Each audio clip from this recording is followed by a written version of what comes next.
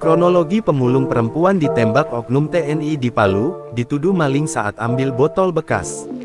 Jernih, perempuan berusia 25 tahun mengalami luka tembak di bagian perut sebelah kiri setelah ditembak oleh anggota TNI Angkatan Udara AU pada Kamis tanggal 11 Juli tahun 2024 sekitar pukul 17 WITA. Ia kemudian dilarikan ke Rumah Sakit Umum Samaritan Palu, Sulawesi Tengah untuk mendapat perawatan.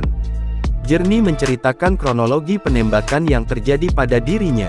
Ia bercerita awalnya bersama rekannya masuk ke komplek rumah dinas TNI AU pada Kamis pukul 17 WITA.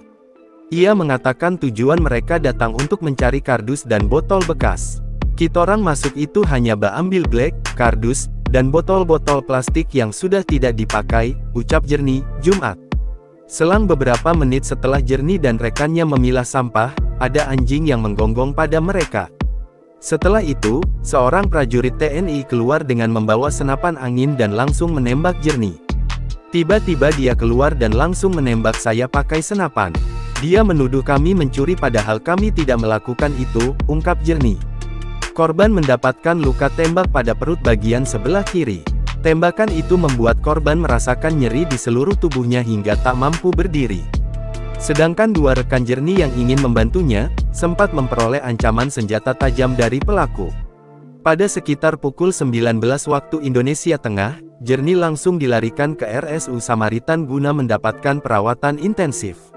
Sementara itu, Komandan Lanut Sultan Hasanuddin, Marsma TNI Bonang Bayuaji G menyebut kejadian tersebut bermula saat 3 perempuan masuk ke dalam komplek perumahan TNI AU, tepatnya di halaman belakang detasemen pada Kamis sore tanggal 11 Juli tahun 2024.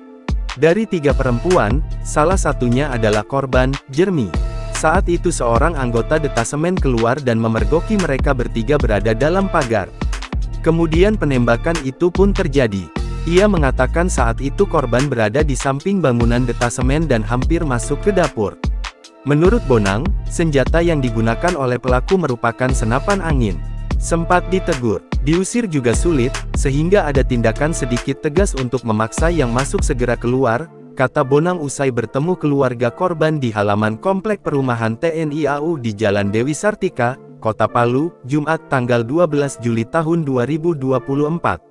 Dia memastikan akan memproses anggota TNI AU tersebut sesuai aturan yang berlaku. Atas peristiwa ini oknum anggota Lanut sudah kita tangani saat kita tiba di Palu dan akan kita proses sesuai hukum yang berlaku, kata dia. Download Tribun X sekarang, menghadirkan lokal menjadi Indonesia.